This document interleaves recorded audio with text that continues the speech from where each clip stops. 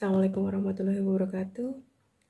Hari ini kita akan belajar tentang teks eksplanasi bagian yang kedua. Yang akan kita bahas hari ini adalah struktur teks eksplanasi. Bisa dilihat sembari dilihat di buku kalian atau di LKS kalian tentang struktur teks eksplanasi. Struktur yang pertama adalah identifikasi fenomena. Seperti yang kemarin sudah kita bahas, identifikasi fenomena itu meliputi teks eksplanasi itu termasuk dalam teks eksplanasi alam, sosial ataupun budaya. Kemarin sudah kita bahas tentang misalnya alam, adanya banjir, tanah longsor, kebakaran hutan, gitu. Kemudian tentang sosial ada demonstrasi atau aksi-aksi dalam bentuk kebaikan gitu ya, misalnya kerja bakti atau apa. Kemudian ada budaya, memperlihatkan budaya Indonesia, itu juga bisa. Itu yang pertama adalah identifikasi fenomena. Kemudian yang kedua adalah rangkaian kejadian peristiwa. Rangkaian kejadian peristiwa maksudnya dalam teks eksplanasi yang kita tuliskan atau dalam teks eksplanasi itu memuat kata tanya, mengapa, dan bagaimana. Jadi ketika dibuat pertanyaan tentang mengapa, teks eksplanasi itu dapat menjawab. Ya, kemudian bagaimana kalau dengan kata tanya bagaimana dalam teks eksplanasi yang kita buat itu atau yang kita sajikan itu juga dapat menjawab pertanyaan menggunakan kata tanya bagaimana. Jadi dalam teks eksplanasi itu harus mengandung informasi tentang mengapa dan bagaimana. Itu poin yang kedua. Kemudian poin yang ketiga. Poin yang ketiga adalah ulasan, ya. Ulasan itu adalah komentar ataupun penilaian tentang kejadian yang kita sajikan. Jadi dalam teks eksplanasi yang kita sajikan itu karena berupa fakta, nanti ada ulasan berupa penilaian tentang teks eksplanasi kita, begitu. Itu untuk struktur teks eksplanasi. Kemudian yang kita bahas, poin selanjutnya adalah ciri atau kaidah kebahasaan. Masing-masing teks yang kita pelajari pasti punya struktur ataupun kaidah kebahasaan. Begitu juga dengan teks eksplanasi itu mempunyai struktur dan kaidah kebahasaan. Oke, sekarang yang kita bahas pertama adalah fokus pada hal-hal yang dipelajari dalam teks eksplanasi. Contohnya fokusnya, saya ulang lagi tentang kejadian alam atau fenomena alam, banjir misal, atau tsunami bisa, kemudian tentang gempa bisa, tentang terjadinya hujan, kemudian tentang udara, itu bisa menjadi hal umum yang kita sajikan dalam teks eksplanasi. Kemudian yang kedua adalah berkaitan dengan ilmu pengetahuan. Semua yang kita uraikan dalam teks eksplanasi tersebut bisa dipertanggungjawabkan dalam pengetahuan. Maksudnya tidak hanya hayalan atau karangan, tetapi memang benar-benar ada teori-teori atau data-data yang bisa menguatkan bahwa teks eksplanasi yang kita buat itu berdasarkan ilmu pengetahuan, ya. Kemudian yang ketiga itu menggunakan kata kerja aktif. Kata kerja aktif itu sudah biasa kita gunakan.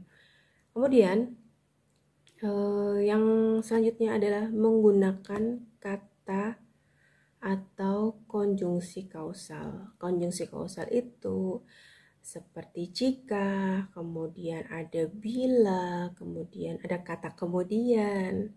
Jika gitu, kemudian diganti dengan bila hujan terjadi atau bagaimana. Kemudian setelah ini yang harus dilakukan adalah, misal contohnya seperti itu. Jadi banyak menggunakan konjungsi kausal begitu.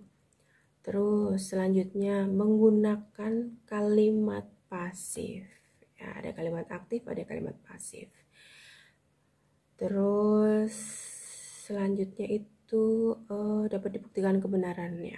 Jadi bersifatnya fakta. Sifatnya fakta karena semua yang kita buat berdasarkan keilmuan atau ilmu pengetahuan, jadi diperlukan data dan fakta yang dapat diuji untuk kebenarannya, seperti itu.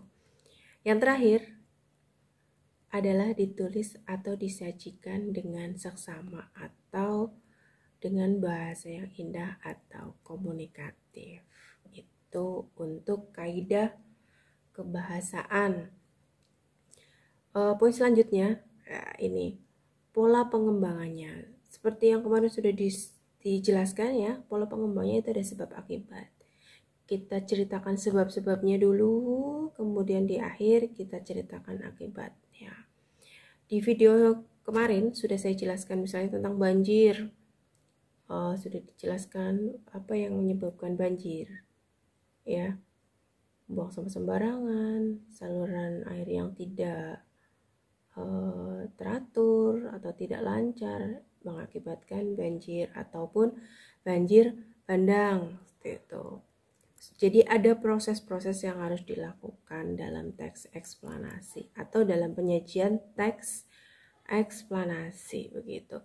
Kemudian yang terakhir adalah langkah-langkah menulis teks eksplanasi. Apabila kita sudah pernah melihat ataupun membaca yang namanya teks eksplanasi, jadi ketika kita membuat teks eksplanasi itu bisa dengan cara misalnya kita melihat video terlebih dahulu, misalnya tentang tsunami gitu. Kalau video-video tentang tsunami itu kan banyak ya, kita bisa lihat di YouTube. Setelah kita lihat, kita amati, kita rancang bagaimana cara kita menuliskannya, kemudian kita tulis langkah-langkahnya. Setelah melihat video, kita punya bayangan, kita harus bisa itu menulis langkah-langkahnya. Langkah yang pertama adalah membuat topik yang menarik. Boleh tentang tsunami.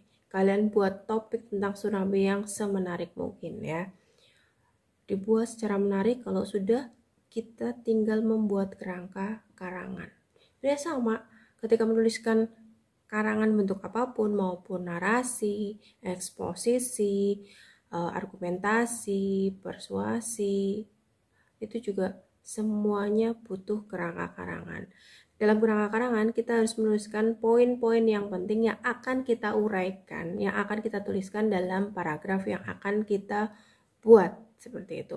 Jadi dalam kerangka karangan ada poin-poin tersendiri atau poin inti yang kita gunakan untuk mengembangkan kalimat, atau boleh dikatakan ada ide pokoknya, masing-masing paragraf ada ide pokoknya. Setelah sudah ada ide pokoknya, baru kita kembangkan menjadi kalimat ya, dengan menggunakan kalimat-kalimat penjelas yang menjelaskan atau yang intinya sama atau sinkron dengan kalimat-kalimat sebelumnya yang menceritakan suatu kejadian atau peristiwa dalam teks eksplanasi. Setelah kita membuat kerangka karangan, kita harus mencari referensi nih. Yang namanya mencari referensi, kalau misalnya melihat video itu tidak hanya satu atau dua saja. Boleh kita lihat video, kemudian kita baca artikel-artikel untuk referensi teks eksplanasi yang kita buat, seperti itu. Setelah itu, kalau sudah ada kerangka karangannya, sudah ada topiknya, kemudian kita sudah menemukan referensinya, tugas kita selanjutnya adalah mengembangkan teks tersebut menjadi paragraf yang utuh. Jadi kita orat-oratan dulu, kita buat kalimat-kalimatnya. Setelah misalnya kalimatnya sudah jadi, kita harus membacanya kembali. Adakah kalimat yang rancu dalam paragraf yang kita buat? Kalau misalnya ada kalimat-kalimat yang rancu atau konjungsi yang kurang tepat, nanti kita perbaiki. Itu di proses finishing ketika kita membuat teks eksplanasi ya. Setelah itu yang namanya merevisi itu sama saja dengan menyunting. Berarti kita baca lagi, kalau dirasa teks atau tulisan yang kita buat sudah pas, tidak ada kalimat yang rancu, dirasa sudah jadi teks eksplanasinya, maka teks eksplanasi itu bisa menjadi teks eksplanasi yang utuh, seperti itu.